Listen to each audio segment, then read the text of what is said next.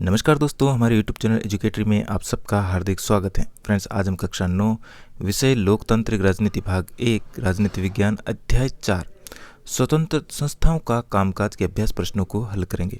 तो आइए प्रश्नों को देखते हैं। सबसे पहला प्रश्न है, अगर आपको भारत का राष्ट्रपति चुना जाए तो आप निम्नलिखित में से कौन सा फैसला खुद कर सकते हैं।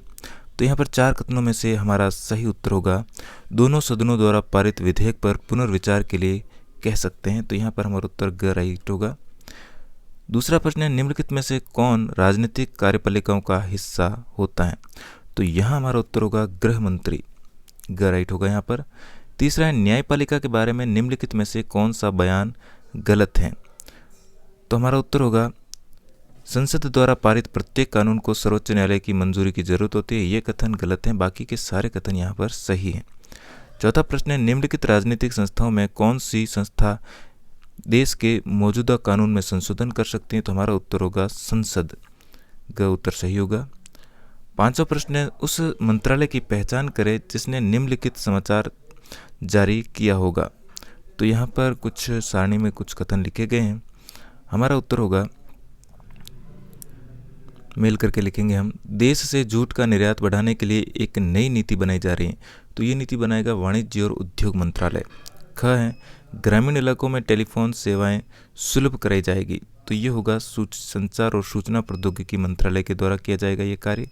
फिर सार्वजनिक वितरण प्रणाली के तहत बिकने वाले चावल और गेहूं की कीमतें कम की जाएगी।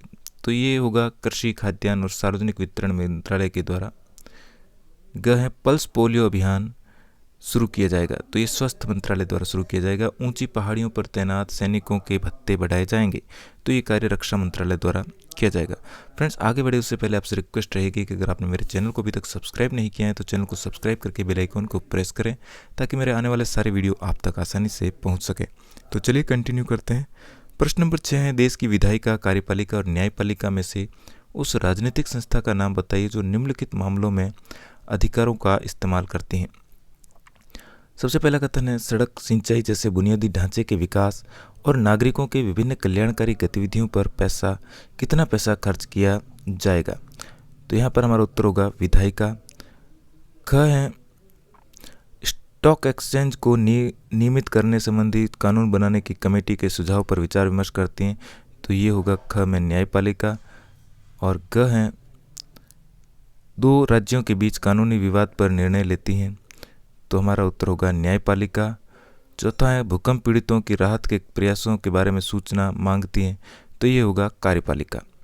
अब है प्रश्न नंबर 7, भारत का प्रधानमंत्री सीधे जनता द्वारा क्यों नहीं चुना जाता। निम्नलिखित 4 जवाबों में से सबसे सही को चुनकर अपने पक्ष में कारण दीजिए।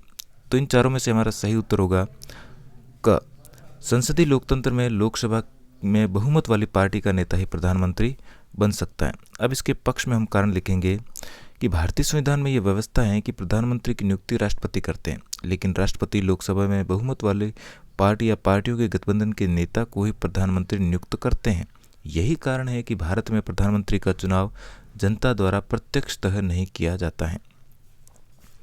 प्रश्न नंबर 3 दोस्त एक ऐसी फिल्म देखने गए जिसमें हीरो एक दिन के लिए मुख्यमंत्री बनता है और राज्य में बहुत से बदलाव लाता है। इमरान ने कहा कि देश को इसी चीज़ की ज़रूरत है। रिजवान ने कहा कि इस तरह का बिना संस्थाओं वाला एक व्यक्ति का राज खतरनाक है। शंकर ने कहा कि यह तो एक कल्पना है, कोई भी मंत्री एक दिन में कुछ भी नहीं कर सकता। ऐसी फिल्मों के बारे में आपकी राय क्या है। तो हमारा उत्तर होगा, इस तरह की फिल्में मुख्यतः वास्तविक नहीं होती। यहाँ पर रिजवान ने जो कहा वो सही है। कोई भी लोकतांत्रिक संस्थाओं वाला एक व्यक्ति का राज खतरनाक साबित होगा देश के लिए। लोकतांत्रिक सरकार के संस्थाओं के लिए 3 संस्थाएं बनाई गई हैं, कार्यपालिका, न्यायपालिका और विधायिका। प्रश्न नंबर 9, एक शिक्षिका छात्रों की संसद की योजना की तैयारी कर रही थी। उसने 2 छात्रों से अलग अलग पार्टियों के नेताओं की भूमिका करने को कहा। उसने उन्हें विकल्प भी दिया, यदि वे चाहे तो राज्यसभा में बहुमत प्राप्त दल की नेता हो सकती थी और अगर चाहे तो लोकसभा में बहुमत प्राप्त दल की। अगर आपको यह विकल्प दिया गया हो तो आप क्या चुनेंगे और क्यों। इसका उत्तर होगा, अगर मुझे ये विकल्प दिया जाएगा तो मैं लोकसभा के बहुमत प्राप्त दल को चुनना पसंद करूंगी, क्योंकि बाद में लोकसभा का नेता ही प्रधानमंत्री बनता है। राष्ट्रपति लोकसभा में बहुमत वाली पार्टी या पार्टियों के गठबंधन के नेता को ही प्रधानमंत्री नियुक्त करता है। अगर किसी एक पार्टी या गठबंधन को बहुमत हासिल नहीं होता तो राष्ट्रपति उसी व्यक्ति को प्रधानमंत्री के रूप में नियुक्त करता है जिसने सदन में बहुमत हासिल होने की संभावना होती है।